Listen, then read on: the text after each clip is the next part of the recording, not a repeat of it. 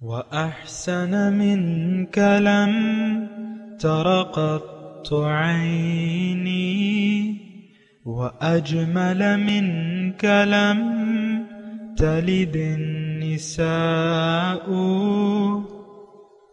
خلقت مبرأ من كل عيب خلقت مبرأ من كل عيب كأنك قد خلقت كما تشاء كتاب أنزلناه إليك مبارك ليدبروا آياته وليتذكر أولو الألباب۔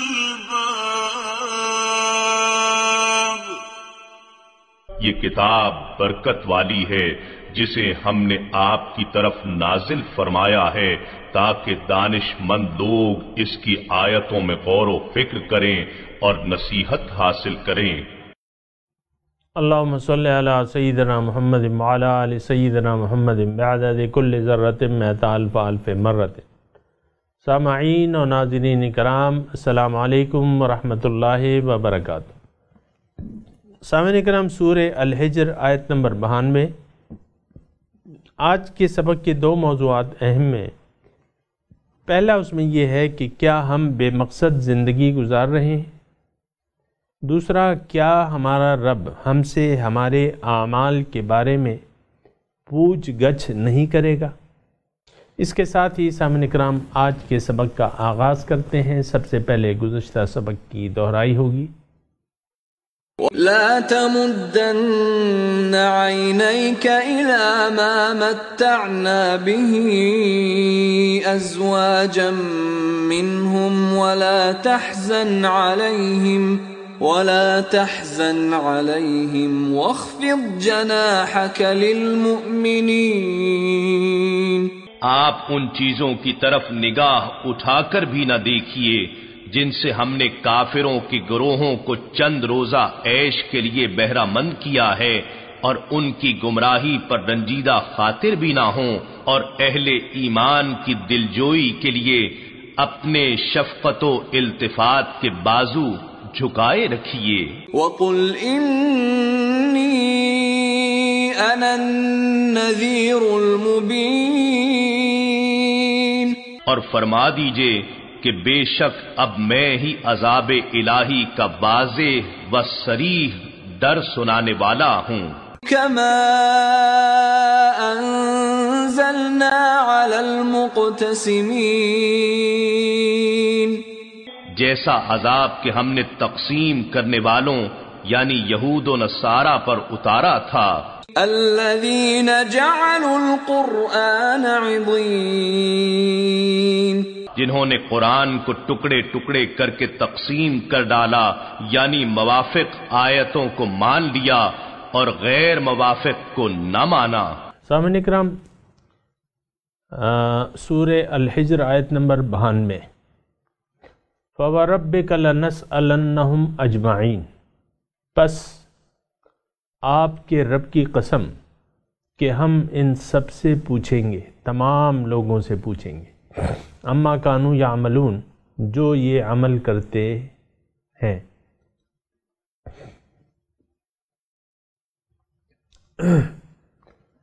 اللہ، سامعین کرام، دو آیت ہم نے پڑھی ہیں اور بڑی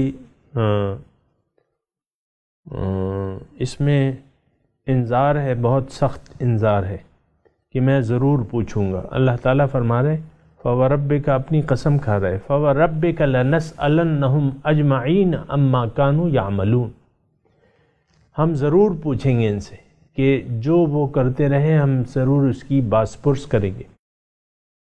سامعین کرام،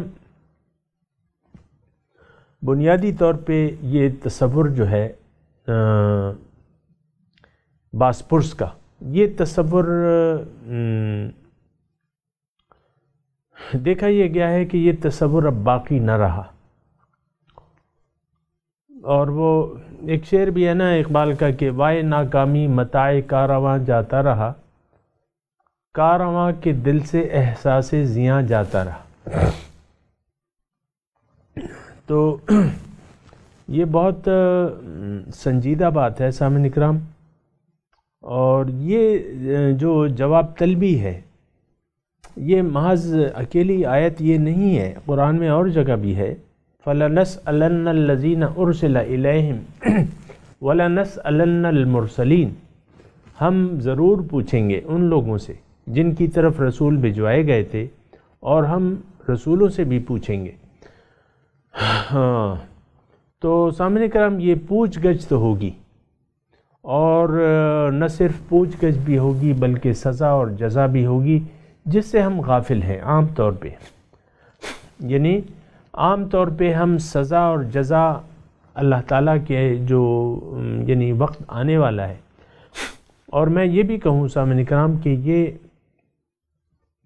سزا اور جزا کا قانون تو اس وقت بھی جاری ہے، کالے داغ اور سفید داغ تو اس وقت بھی لگ رہے ہیں۔ ہم جو عمل بھی کرتے ہیں سامعین کرام، یا تو اس کا سفید داغ لگتا ہے یا کالا۔ اگر توبہ کر لیں، صحیح توبہ کر لیں، تو پھر تو اللہ تعالیٰ بخشنے والا مہربان ہے۔ زندگی میں اگر انسان تائب ہو جائے، ایمان لے آئے، اپنی اصلاح کر لے، اللہ کے ساتھ مضبوط رابطہ قائم کر لے، تو پھر تو وہ کالے داغ ختم ہو جائیں گے۔ التائب من الذنب کمن لا ذنب لہ، گناہ سے توبہ کرنے والا ایسا ہے کہ گویا اس نے گناہ کیا ہی نہ ہو۔ بہرحال یہ سامعین اکرام جو بات ہے یہ بڑی سنجیدہ، اس کو لینے کی ضرورت ہے۔ فَوَرَبِّكَ لَنَسْأَلَنَّهُمْ أَجْمَعِينَ، آپ کے رب کی قسم ان سب سے میں پوچھوں گا۔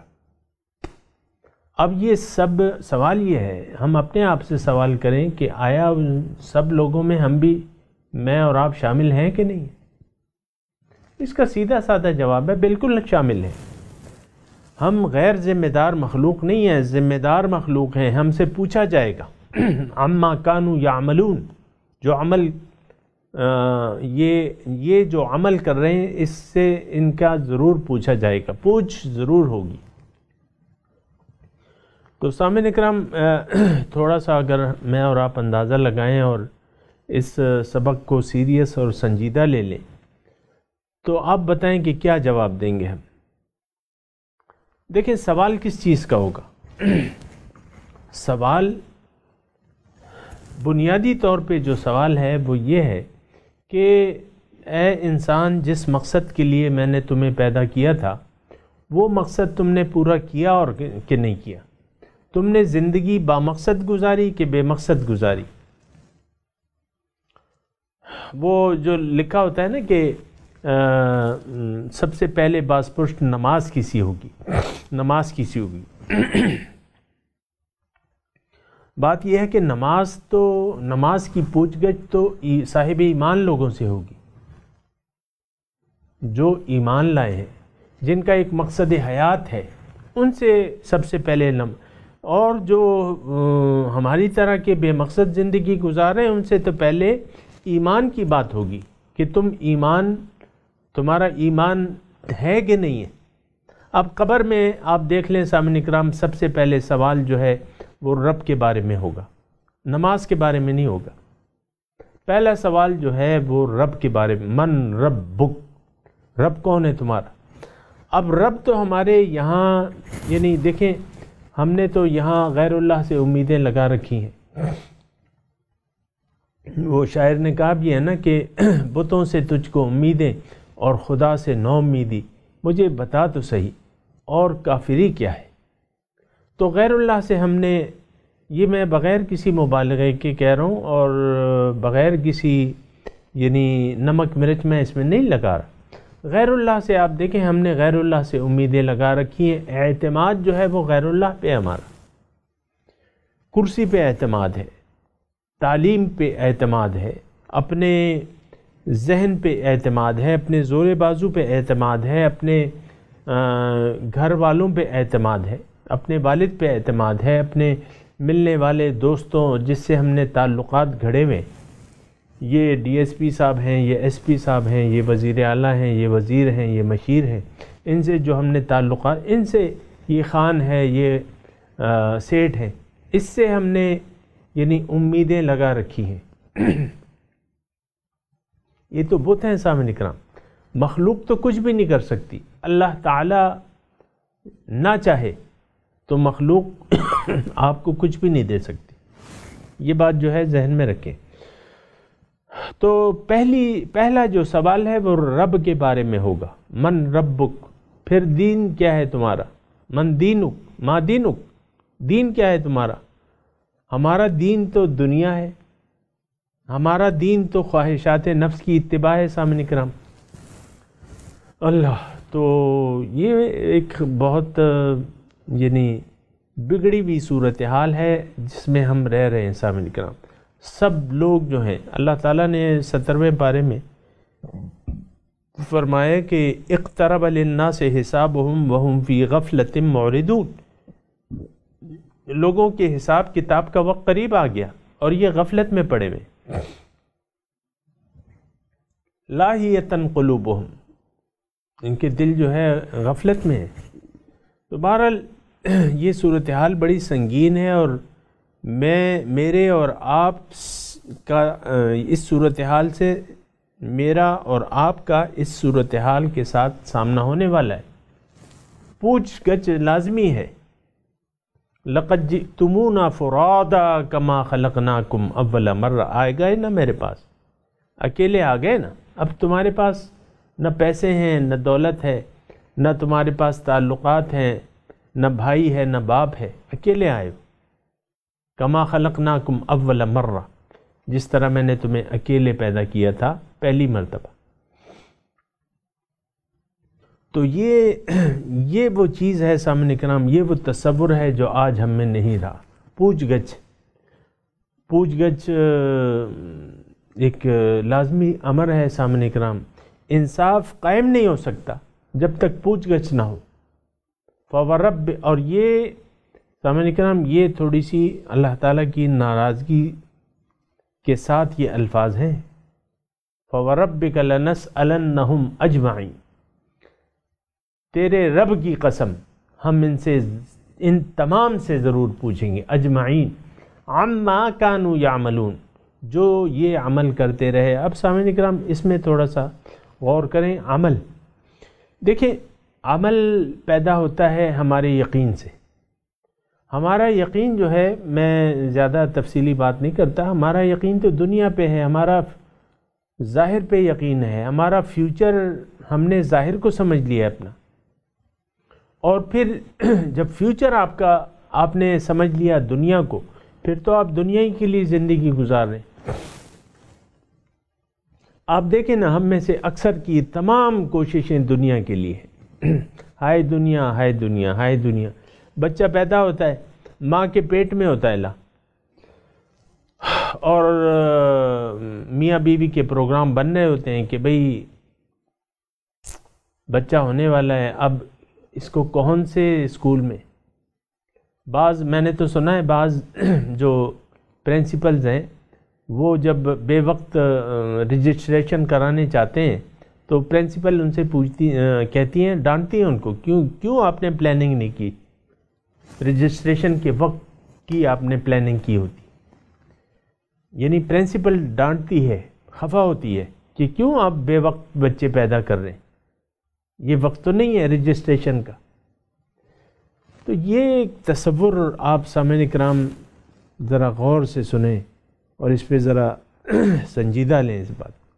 تو بچہ پیٹ میں ہوتا ہے اور اس کی سکولنگ کی ہمیں فکر ہوتی ہے، پھر اس کا کھانا۔ آپ دیکھیں نا، مائیں جو ہیں، اپنے ماں باپ اپنے بچوں کے کھانے پینے میں کتنے سینسٹیو ہوتے ہیں، ان کی صحت کے بارے میں کتنے سینسٹیو ہوتے ہیں، پھر ان کی تعلیم کے بارے میں کتنے سینسٹیو ہے۔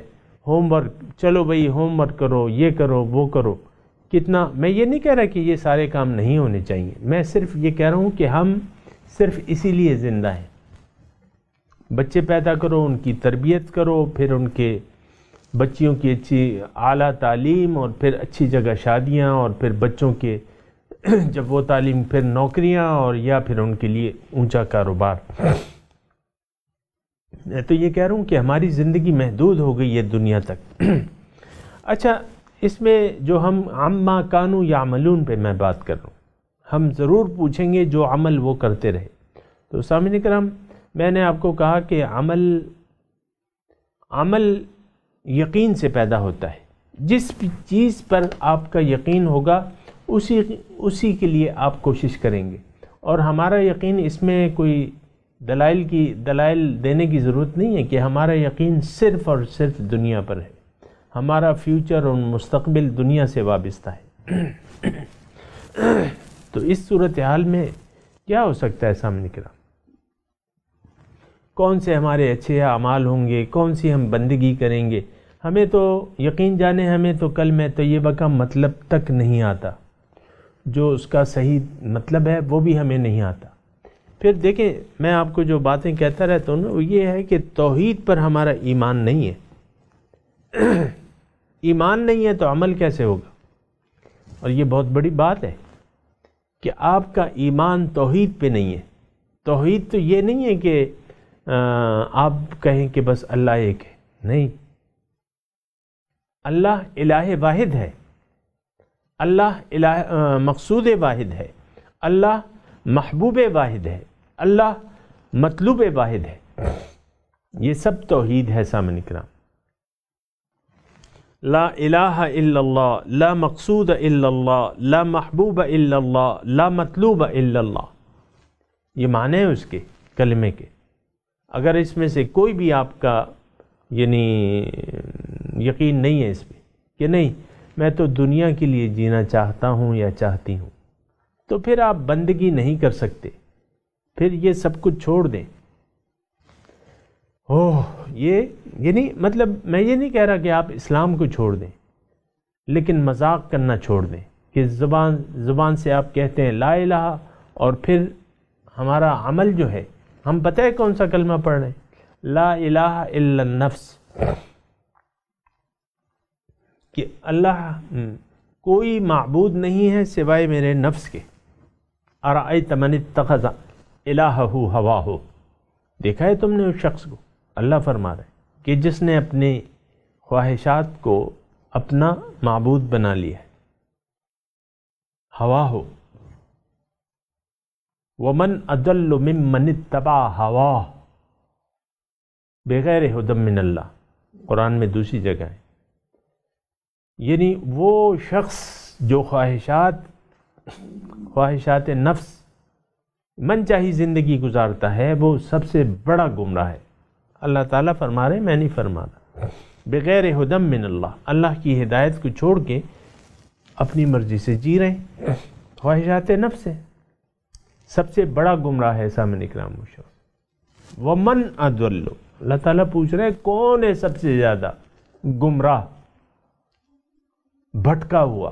اس شخص سے ممن اتبع ہوا، جو اپنے خواہشات نفس کی پیروی کر رہے، جو من چاہی زندگی گزار رہے.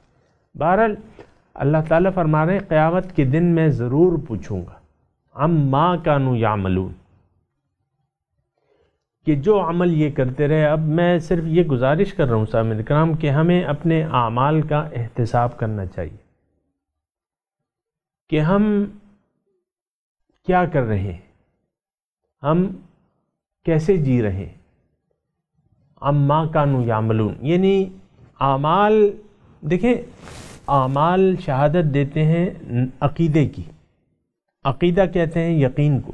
ہمارا عمل ظاہر کے لیے ہے، ہمارا یقین بھی ظاہر پہ ہے.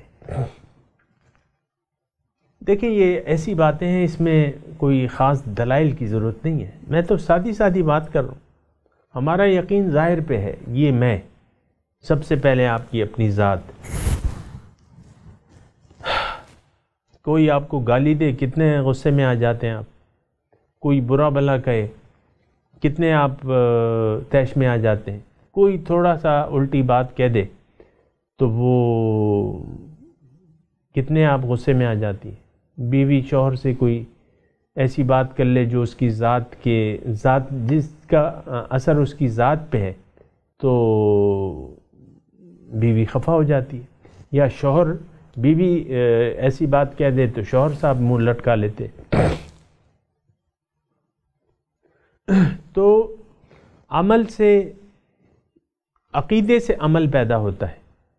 عقیدہ ہمارا ظاہر پہ ہے، یہ بات مان لیں. جب تک ہم اپنے مرض کو نہ مانیں گے نا، یعنی مرض کو تسلیم نہیں کریں گے، ہم اس کی اصلاح نہیں کر سکتے. دیکھیں ایک بیمار ہے جس کو اندرونی کوئی بیماری ہے پوشیدہ، اور نہ کوئی اسے درد ہے نہ کوئی بخار ہے، لیکن اندر اندر ایسی بیماریاں ہوتی ہیں سامنے کرام. وہ کبھی ایک کتاب ڈاکٹر صاحب لکھتے تھے خاموش قاتل، تو اس سے مراد جو ہے اس کی ہیپیٹائٹس سی ہوتی تھی، خاموش قاتل. اب اسی طرح شوگر کو آپ لے لیں مثال کے طور پہ، شوگر آپ کا یعنی اندر ہی اندر آپ کی شوگر بڑھتی رہتی ہے، آپ کو پتہ نہیں ہوتا. یا کینسر ہے، اندر ہی اندر ٹیومرز جو ہے وہ ڈیولپ ہوتے رہتے ہیں، آپ کو پتہ نہیں چلتا. تو یہ یعنی جب بات سر سے نکل جاتی ہے پھر آپ کو پتہ چلتا ہے، کیونکہ وہ علامات غالب آ جاتی ہیں. تو یہ امراض ہیں ہمارے سینے میں، امراض یعنی بہت سخت امراض ہیں جس کا ہم شکار ہیں. دیکھیں اللہ کی غلامی اختیار کرنے کو کوئی تیار نہیں ہے، اللہ کو مقصد زندگی واحد مقصود بنانے کو کوئی تیار نہیں ہے. کہتے ہیں کہ ہاں یہ بھی کریں گے اور وہ بھی کریں گے. ہم خدا خواہی ہم دنیائے دوں، این خیالست تو محالست جنوں. تم دنیا بھی چاہتے ہو، دنیا بھی پیاری ہے تمہیں، اللہ کو بھی چاہتے ہو. اگر تمہارا یہ خیال ہے تو این خیالست تو محالست جنوں، یہ خیال تو ہو سکتا ہے تمہارا، لیکن یہ ناممکن ہے سامنے، یہ ناممکن ہے سامنے. تو بہرحال اللہ تعالیٰ دیکھیں نہ صرف یہ کہ پوچھ گچھ ہوگی بلکہ بدلہ بھی دیا جائے گا، سزا بھی دی جائے گی. یہاں تو سزا کی بات ہو رہی ہے، سزا ضرور ملے گی. فَمَنْ يَعْمَلْ مِثْقَالَ ذَرَّةٍ شَرًّا يَرَهُ، ذرہ برابر جس نے برائی کی ہوگی تو وہ اس کا نتیجہ اس کو ملے گا ضرور. سامنے کرام عَمَّا كَانُوا يَعْمَلُونَ، جو عمل. تو اس بات کا خلاصہ یہ ہے کہ ہمیں اپنے اعمال کو سدھارنا ہے. اس کے لیے کیا کرنا ہے؟ ہمیں اپنے عقیدے کو سدھارنا ہے پہلے. دیکھیں صحیح عقیدے سے صحیح اعمال پیدا ہوتے ہیں. ہمارے جو اعمال ہیں جو ہم کر رہے ہیں یہ ایک دکھاوا ہے سامعین کرام، اس میں للہیت نہیں ہے، یعنی جو مقصدیت نہیں ہے اس میں. ہماری زندگی کا کوئی صحیح مقصد ہی نہیں ہے. مقصود زندگی ہم نے طے نہیں کیا ہے خاص. ہاں طے کیا تو ہے لیکن وہ دنیا ہے. میں جوان ہو رہا ہوں، مجھے تعلیم کی ضرورت ہے، پھر کاروبار کی ضرورت ہے، پھر شادی کی ضرورت ہے.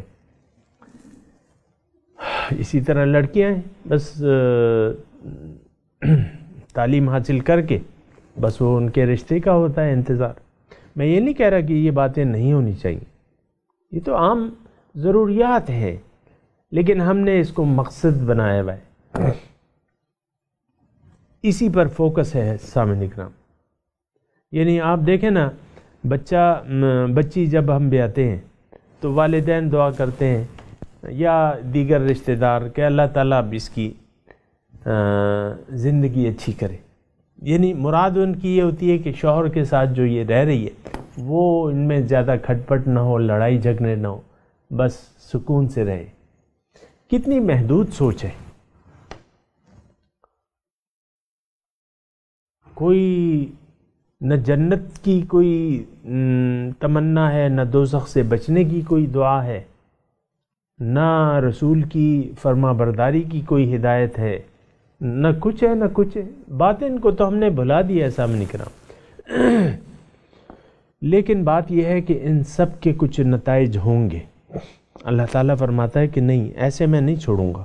فوربک لنسألنہم اجمعین،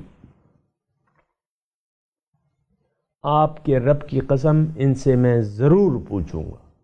دیکھیں یہ الفاظ تو دیکھیں نا، فوربک، قسم کر رہے ہیں اللہ پاک، تیرے رب کی قسم، لنسألنہم اجمعین، ہم ان سے ضرور پوچھیں گے، عما کانوا یعملون، وہ جو یہ عمل کرتے تھے۔